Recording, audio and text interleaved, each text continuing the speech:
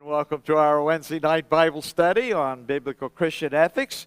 And we're looking at this whole matter of marriage, the family, and particularly we're looking at the responsibilities that married people have to each other. The responsibility that a husband has for his wife, and the responsibility of a wife has for the husband. And then together their responsibility for children. And this is a very important thing. We live in a world today in which the family is being redefined and reassembled under various and sundry different names. And the biblical family unit is rapidly disappearing. And that is a very bad thing, because what happens when it disappears, all those things that the family unit would normally be involved in, they're not being involved in, it all goes away. And the history shows that once you depart from the biblical family unit, that society, that culture, that group of people, that nation, that city, that state, whatever, it will also pass away. The building block of all of society is the family, made up of the husband, the wife, a male and a female, who are committed to each other for life, called marriage. And all of this, along with their children, constitutes the building blocks of all societies, cultures, people, nations. And when that breaks down, that you don't have the building blocks, everything else goes away as well. Well, we're looking at this whole matter of responsibility. We did last time we met in the book of Corinthians, 1 Corinthians, when Paul was writing. Paul was saying that the married have obligations and responsibilities to their families. And tragically today, we're seeing that that's not happening. Children grow up like weeds, and they get the majority of their learning from people other than their parents, and that's a bad thing. And these things are very important that we got to remember. God has a plan, and we got to work His plan, or it all comes to nothing. It is the husband's responsibility to please his wife, to make her happy. And those who are married are to be concerned for their wife's happiness. Deuteronomy chapter 24 and verse 5, we read these words. Interesting statement. When a man hath taken a new wife, he shall not go out to war, neither shall he be charged with any business, but he shall be free at home 1 year, and shall cheer up his wife, which he hath taken. Wow. That seems like a very interesting statement, but it deals with a cultural situation in those days that, well, we don't have that particular cultural situation today. But it's a very important thing that is being pointed out here, the responsibility of taking care of those things that are needful. Notice it says, when a man has taken a new wife. And then again it reinforms that he has taken. This refers to the marriage customs of that day and time, the Hebrew marriage customs. When a young man married, he would go to the home, the family of the woman that he was betrothed to receive her, literally take her from the family, her family. The principle was he was going to take her to bring with him into his family, his extended family unit,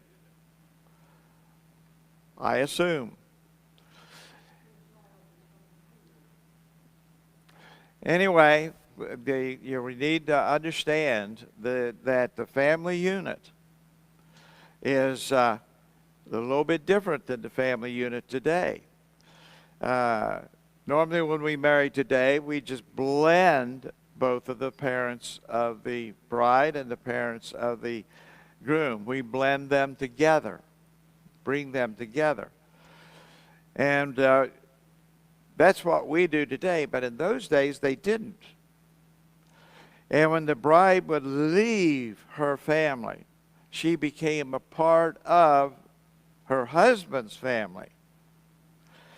Now she is born, raised, and grew up in her family. She knew her mom, her dad, and all of her brothers and sisters and aunts and uncles and cousins and grandparents, well, the whole 9 yards. These were her family. These were the ones she was used to. She knew them. And now all of a sudden, she is removed from that family and goes with the groom back to his family. And that could be many miles away, in which case she would rarely get the opportunity to go back to her own home and family, even for a visit. It's just very important to understand and realize that that setting there. And so this resulted in God giving some special instructions to the husband and to the whole Hebrew culture, in which when a man married his new wife, who he's brought home away from her family, she doesn't know anybody to speak of. She doesn't have any relationships with them yet. She's alone. He shall not go out to war. Even if there's a war going on, he's exempt from the war. He must stay home with his new bride. All right? Neither shall he be charged with any business. He can't be involved in getting a business started or all of that. He has to rely on his family to provide food and such for income.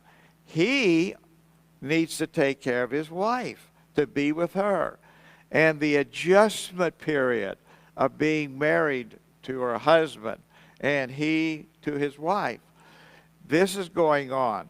And she is by herself. She needs this special one-on-one time in order to make the transition. And so he shall be free to be home for 1 year, and shall cheer up his wife, which he hath taken. The word cheering up there means he is to do those things that is going to make her feel happy and comfortable and glad to be a part of his family. And this is a very important dynamic. But the principle it shows here is the husband is to take care of his wife. Very important thing for him to remember to do. Okay, under Jewish law, the newly married man was exempt from certain social and civic obligations, in addition to what we've already pointed out. In order to stay home with his new bride for an entire year. These principles reveal that each marriage partner is to be concerned with his spouse's happiness and not just for his own. Again, this taught a very important dynamic. Need that responsibility, to understand that responsibility. And this is a part of the adjustment period of the first year. Husbands needed to be more aware of their spouse's emotional needs. Women are emotional. Their emotions are way up here. Men's emotions are way down here. And we have to realize that we're different emotionally. And we could point out the differences that are involved in those emotions. Women talk. It's normal for them to talk. In fact, the studies show that the average woman speaks 3 times more than her husband speaks. That's her nature. Kind of compare it like this. Husbands, they get right to the point of everything. Everything is black and white. No color at all. But when women speak, they add this dynamic and that dynamic and another dynamic that gives color. This is an expression of their emotions. Their emotions are in color, if you will. That says they're involved emotionally, whereas men are emotional, but not nearly so much so as women. We're just matter of fact. We're like the Joe Fridays of the Dragnet show. Just the facts, ma'am, just the facts. We don't need anything else. Just the facts. And that's kind of how we are. And again, this is something that we have to realize, that the wife has emotional needs. You need to talk. You need to talk to her. Okay, fine, so you're not in the mood to talk right now. But at some point, you have to talk with her. And it goes a long way in bonding the marriage. I know of a marriage a number of years ago of a Christian couple that fell apart because, well, the husband was married to a woman that was not typical in her conversation. She said very little. Now, when she spoke, it was very important. But he wanted somebody, a wife that would talk a lot. And so he married another woman who was very emotional and talked constantly. But that was a tragic situation. But it does highlight to show that there is a difference there that needs to be addressed. The female is unique in emotional makeup. It is a God-given instinct that women are just more security conscious than men. This is even true in the animal kingdom, where it is the female in the animal kingdom who is concerned about the security of the home, if you will call it that, and the rearing of the young offspring, even to the point of sacrificing her own life to protect them from peril. And again, this is the mothering nature that kicks in. They want to be sure that the children are safe, that the home is safe, that everything is taken care of, and everything is in order, and they can feel comfortable and secure in that environment. Very important dynamic that is a part of getting used to being married. Okay, now let's talk a little bit about the need of a man, the husband. The need for respect. Men need, desire, and hunger for respect. It's the way God has made us. Just as God has made women with emotional characteristics and needs, men need respect. Respect from their wives, respect from their children. And they need respect even in the community. They need that very much. All right? Every husband needs to be respected as a man by his wife. He wants to be, the man, the husband wants to be protective, the provider, the leader of his family, and wants to be loved and respected as such because he occupies and provides these things in the family. To respect him is a very important feature. Proverbs 14 and verse 1. Every wise woman buildeth her house, but the foolish plucketh it down with her hands. This is a proverbial expression that talks about basically a woman who tears down her husband by not respecting him. constantly having negative things to say about him. Now, no husband is perfect. No man is perfect in this life. And Christians ultimately, true Christians are ultimately going to be perfect. We are going to be perfect, just like Jesus, because we have his righteousness that is imputed to us. And when the work of sanctification and glorification and purification has taken place in completion, then we're all going to be perfect. But until that time, we have to realize that though a husband is not a perfect husband, he is not a perfect father, and he's not going to be a perfect grandfather or anything like that. But he needs to be shown respect, particularly in areas where he is outstandingly good at. He needs to feel and sense that respect.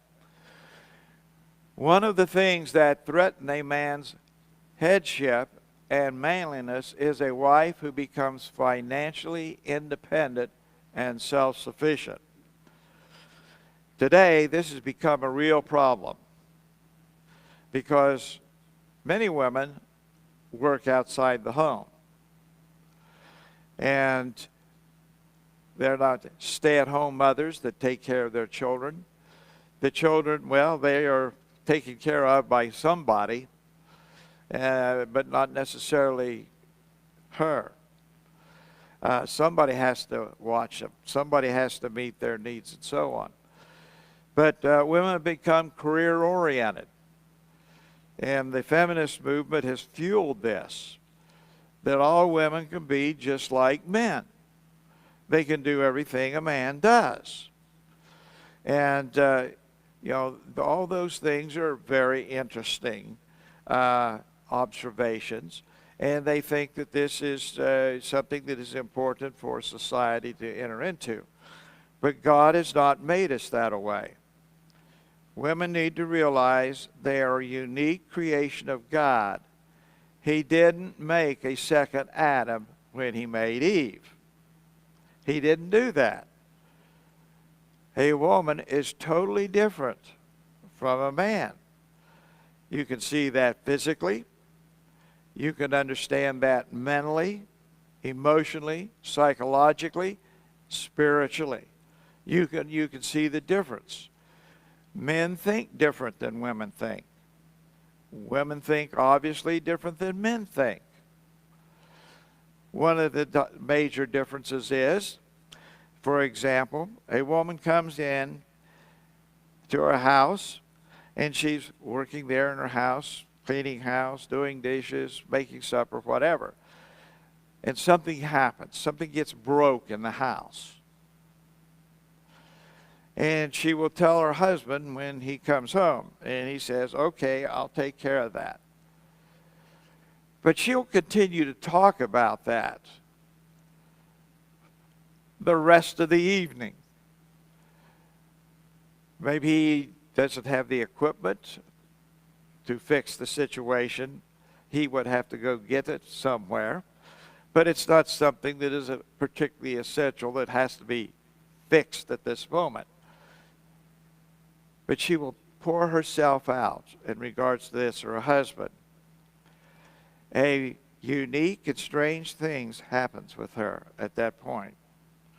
After she has addressed this issue, the problem, and she has talked about it, and the husband has listened to it all evening, she's satisfied.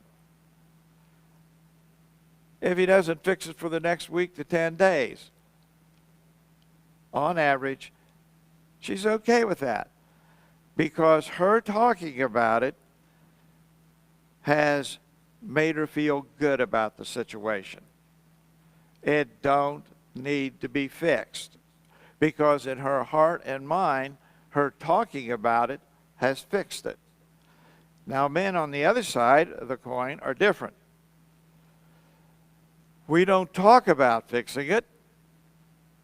We fix it when we know and have the opportunity and the ability to fix the situation. We fix the problem.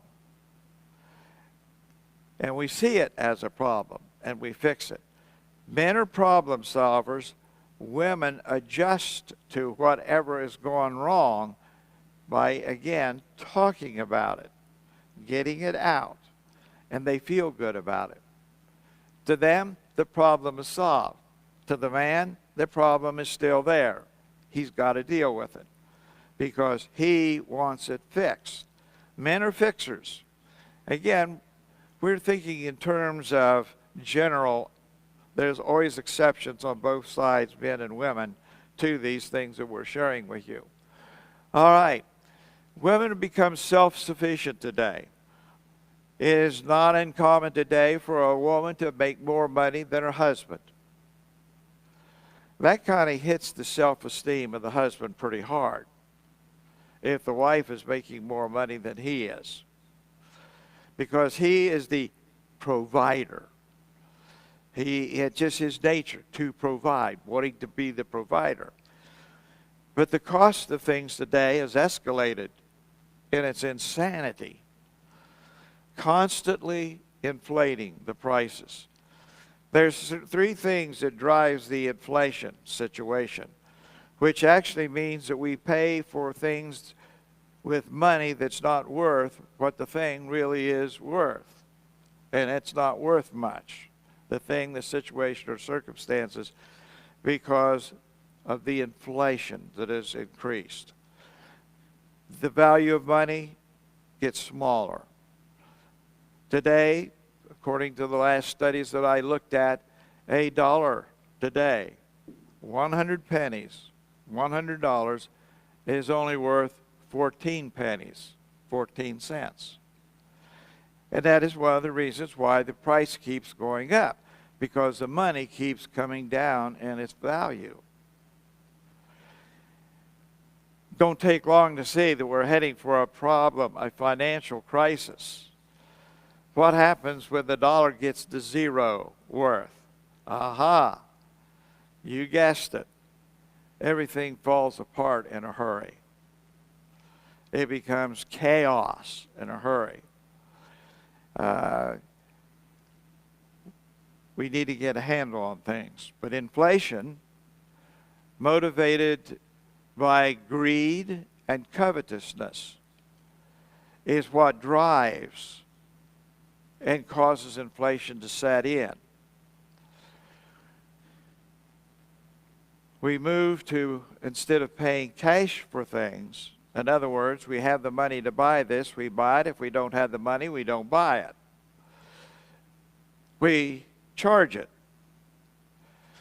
And this is a part of increasing the inflation, because we are actually living beyond our means when we do that.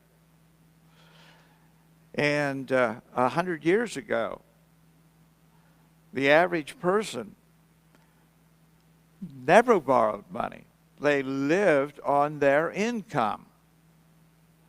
And prices were very, very low. Quality was very, very high. But you have several other factors that enter into this that comes as a result of greed and covetousness and inflation. You have a decrease in quantity, that is size. It gets smaller. You have an increase in prices. Quality is reduced. It's more cheaply constructed. Don't last as long. Breaks quicker. Not fixable. Got to be replaced. All of these things fuel all of this. And this is a part of what our whole culture is worldwide sunk into now that we're doing and chasing these things down like that. And there used to be the day and time that the wife, when she got married, she would quit her job. She became a wife, and not too long after that, a mother, and then another child, and then another child, and families were large. My father was the youngest of 8 children in his family. But that was back in the early part of the 20th century that he was born in. But in those days, the husband was what they called the breadwinner, the one who brought all the money, worked with the money, and that gave them a great deal of self-confidence and self-respect, and the wife respected that. But today, that's out the window. That's out the door. And tragically today, two incomes can't even make it hardly now anymore. Very difficult for two incomes to make it. So these are things that are very important when we think about these things.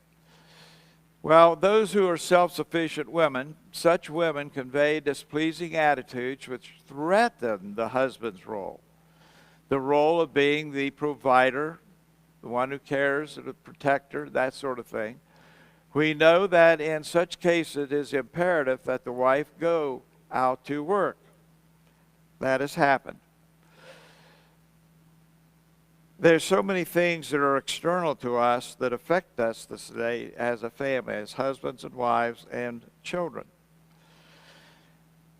And I remember many years ago when Kathy and I got first married in the neighborhood that we lived in, that a neighbor next door, the husband was the only one that at that time worked. He was a public school teacher. And they had 2 children. And the wife stayed home and took care of the children. And after a while, she shared with me, she said, I'm going to have to go to work because my husband as a school teacher does not make enough money to pay for all the things that we need to take care of the children and the things that they are involved in. So I'm going to have to go to work. Again, the inflation thing had already kicked in pretty sufficient back in those days, in the early parts of the 1970s. And the 2 boys would leave for school by themselves because Dad was already gone to the school, and the wife was heading off to do her job. And the boys went to school by themselves, rode the bus, and so on. And then they came home to an empty house. And the tragedy is they just kind of grew up by themselves at that point. And then very quickly it became known that one of them was homosexual. They had been exposed to that sort of thing, and they decided that's the way they wanted to go. God's plan and God's purpose is the best way to run everything. But society and culture today in the world doesn't seem to realize the necessity of that or the responsibility of it either. All right? If such is the case, then one should believe that working is a temporary situation. Wives should then submit their income to their husbands, if possible, because the one who controls the pocketbook controls the marriage. And a man likes to feel that he is in charge of his family. Of course, we realize that this is not possible in some marriages where the husband, well, tragically, is not responsible enough to manage the finances. Women must also diligently guard their hearts from the worldly influence of feminism. And that is a very ungodly, unbiblical culture and philosophy that's been around now for a number of decades. And we've got to be very careful with that, because it leads to real serious situations and problems. Another thing that threatens a husband's position of headship is when the wife shows no respect for her husband's ability to make right choices and decisions. Again, husbands are not perfect. They diligently try to make the right decisions. And many of them, for the most part, do make the right decisions. But there's some that don't. And sometimes any husband can, well, miss the ball on occasions. Yeah, that can happen. These type of women usually run to others asking their view or opinions concerning things about which they should be consulting their husbands. Paul deals with this, which we will have to cover the next time that we meet. And he gives some inspired instructions from God.